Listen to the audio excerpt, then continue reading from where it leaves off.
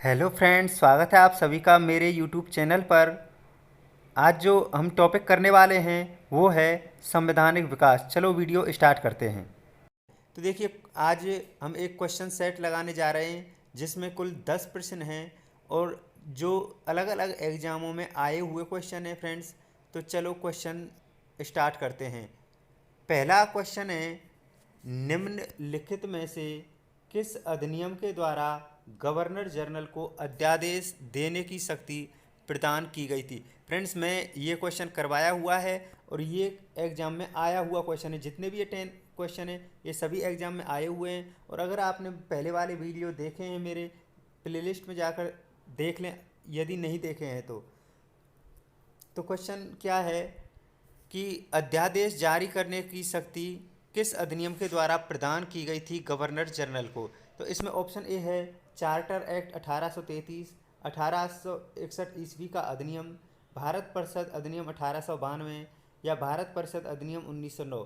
तो फ्रेंड्स, इसका सही आंसर होगा बी ऑप्शन 1861 ईस्वी का अधिनियम। अगले क्वेश्चन की तरफ चलते हैं। अगला क्वेश्चन है, रेगुलेटिंग एक्ट कब पारित हुआ था? 1771 में, 1773 में, 1775 में या 1793 में। तो फ्रेंड्स, रेगुलेटिंग एक्ट पारित हुआ था 1773 में। अगला क्वेश्चन है,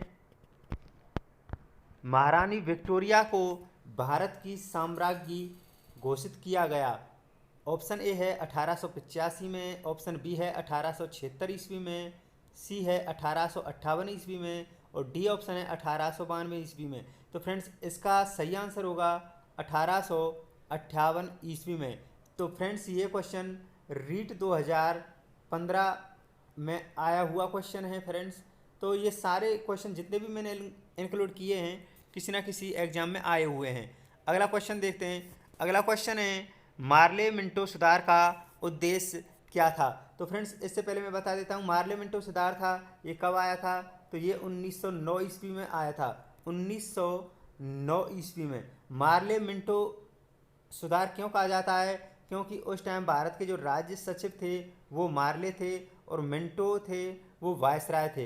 तो क्वेश्चन देखते हैं। ए ऑप्शन है पूर्ण स्वतंत्रता देना, बी ऑप्शन है युद्ध के लिए तैयार करना, सी ऑप्शन है पृथक निर्वाचन प्रणाली या डी ऑप्शन है कोई नहीं। तो फ्रेंड्स, मार्ले मिंटो सुधार जो आया था उसका प्रमुख जो उद्देश्य था वो था पृथक निर्वाचन। 1909 ईस्वी के मार्ले मिंटो सुधार के द्वारा ही मुसलमानों के लिए पृथक निर्वाचन की पद्धति लाई गई थी। अतः इसे सांप्रदायिकता का जनक कहा जाता है, लॉर्ड मिंटो को। अगला क्वेश्चन देखते हैं। अगला क्वेश्चन है, मार्ले मिंटो सुधार कब पारित किया गया था? तो ऑप्शन ए 1919 में, 1909 में, सी ऑप्शन है 1935 में या डी ऑप्शन है 1933 ईस्वी में। तो फ्रेंड्स, मार्ले मिंटो सुधार कब पारित किया गया था? लास्ट क्वेश्चन में मैंने बताया है 1909 ईस्वी में। अगला क्वेश्चन है, मुसलमानों के लिए पृथक निर्वाचन किसके द्वारा लाया गया था?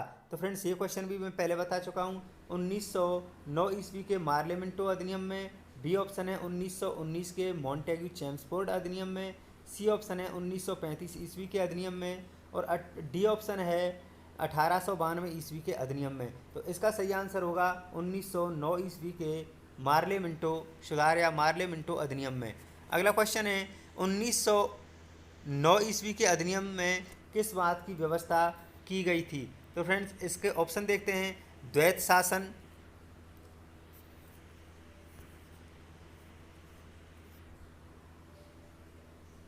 दूसरा ऑप्शन है सांप्रदायिक निर्वाचन, तीसरा ऑप्शन है प्रांतीय स्वायत्तता और डी ऑप्शन है संघीय न्यायालय। तो फ्रेंड्स, इसका सही आंसर होगा सांप्रदायिक निर्वाचन। देखिए, यहाँ पर बता देता हूँ कि प्रांतों में द्वैत शासन प्रारंभ किया गया था वो किया गया था 1919 ईस्वी के अधिनियम या इसी को कहा जाता है मॉन्टेग्यू चेम्सफोर्ड अधिनियम के द्वारा।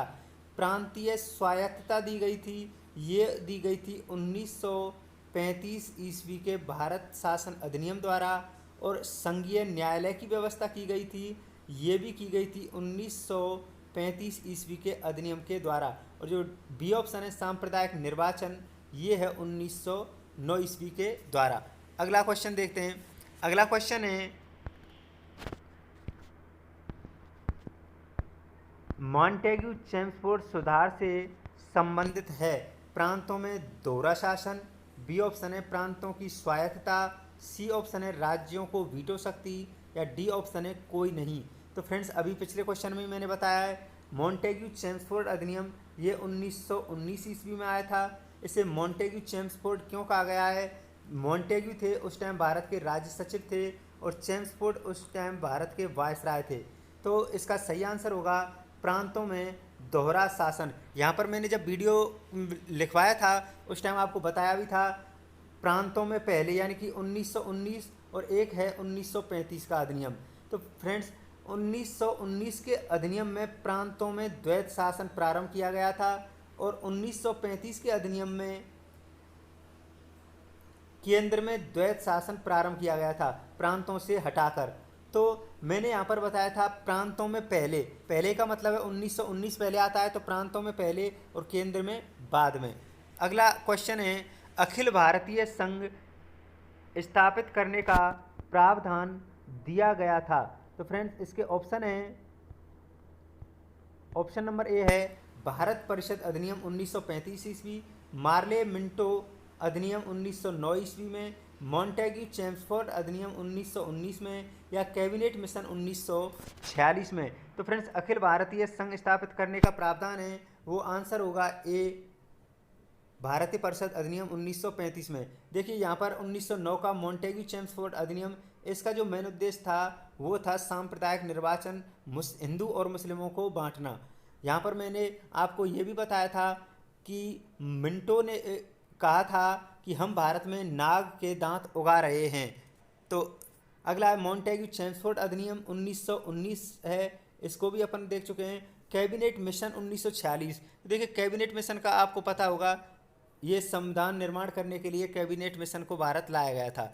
अगला जो लास्ट क्वेश्चन है आज का, वो है 1774 ईस्वी में कलकत्ता में एक उच्चतम न्यायालय का गठन किया गया था। उच्चतम न्यायालय का गठन किस अधिनियम के द्वारा किया गया?